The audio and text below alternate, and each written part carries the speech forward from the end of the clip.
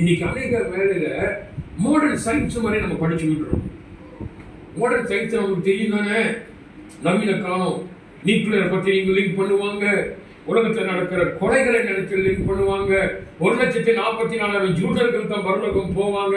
இதெல்லாம் கணக்கு பண்ணி கொண்டு நமக்கு என்ன செய்வாங்க, வியாக்கணங்களை கொடுத்து கொண்டு இருப்பாங்க.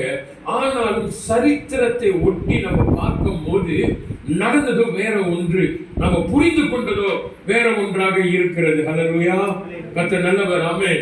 பிரியமானவர்களே, நம்ம தொடர்ந்து பார்க்கும்போது என்ன என்று சொன்ன, இந்த பத்மோ தீவுல யோவான் கஷ்டப்பட்டு வேலை செய்து கொண்டிருக்கும் போது தரிசனத்தை அவர் பெற்றுக்கொள்றாரு.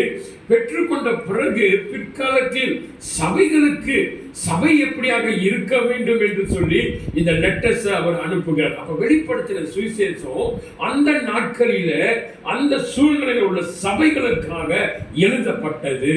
ஆமென்.